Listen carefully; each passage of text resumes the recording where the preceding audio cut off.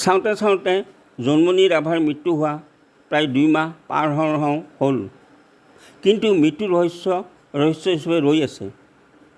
তেওঁৰ আত্মা হত্যা কৰিছিল নে, দুৰ্ঘটনাত মৃত্যু ঘটিছিল নে কাৰোবাৰ ষড়যন্ত্ৰ বলি হৈছিল, এতিয়ালৈকে মৃত্যু সন্দৰ্ভত একো কথা জানিব পৰা নগ'ল। এচাম ইউটিউবৰ তলত মিছা বৰ্ণনা দি গতানুগতিকভাৱে বৰ্ণনা এটি ইউটিউবত উপস্থাপন কৰি সামৰে। আগ্ৰহেৰে ইউটিউবটো চাওঁ যদিও একো নতুনত্ব নাপাওঁ, বেয়া লাগে। আই.চি. পৱন কলিতাৰ ওপৰতো বিভিন্নজনে মন্তব্য কৰা শুনি ভাবিছোঁ, অকল আৰক্ষী বিভাগৰ কৰ্মচাৰীয়েই নহয়, যিকোনো বিভাগতে বহুতো কৰ্মচাৰী আছে যিয়ে ওপৰৱালাৰ নিৰ্দেশমতে অন্যায় কামত জড়িত নহয়। অৱশ্যে ব্যক্তিত্বহীন ভয়াতুৰ কৰ্মচাৰীয়ে ওপৰৱালাৰ ভুল সিদ্ধান্তক মানি লৈ উঠা বহা কৰে।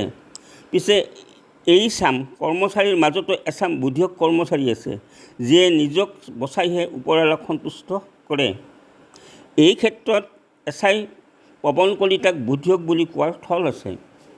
তেওঁ এজাহাৰৰ সৈতে দাখিল দিয়া FIR খন SP লীনা দলৈৰ নিৰ্দেশত প্ৰস্তুত কৰা বুলি FIR খনত উল্লেখ কৰি আছামী শিতানত নগাঁৱৰ পুলিচ প্ৰশাসনক আঙুলিয়াই প্ৰতিবেদন দাখিল কৰি SP লীনা দলে সহ আন বিষয়া কৰ্মচাৰীসকলক ইনডাইৰেক্টলি গোচৰটোত জড়িত কৰিছিল।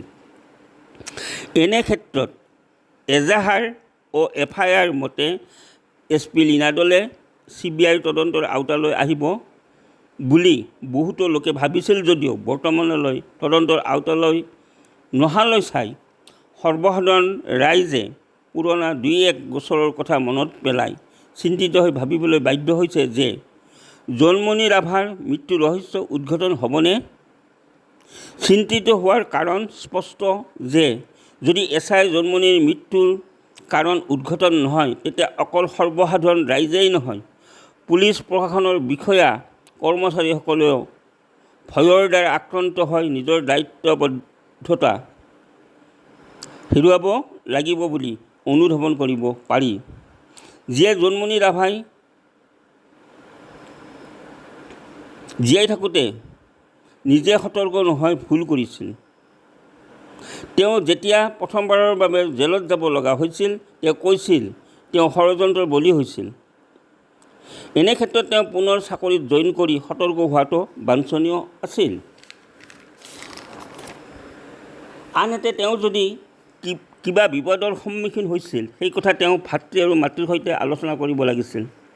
যিয়ে কিবা গোপনীয় কথা জানে, তেনে ব্যক্তিয়ে সদায় দিনলিপি লিখি সতৰ্ক হৈ থকা দৰকাৰ বুলি নাভাবি তেওঁ ভুল কৰিছিল।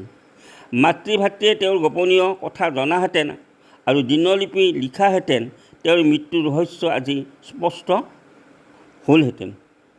শেষত আশা ৰাখিছোঁ CBIয়ে জন্মনি ৰাভাৰ মৃত্যুৰ ৰহস্য ফাদিল কৰিব, অন্যথা সৰ্বসাধাৰণ ৰাইজে CBIৰ প্ৰতি যিকণ আস্থা ৰাখিছে সেইকণো হেৰুৱাব। আমি আশাৰে ৰৈ আছোঁ CBIয়ে ৰহস্য উদ্ঘাটন কৰিব। ধন্যবাদ।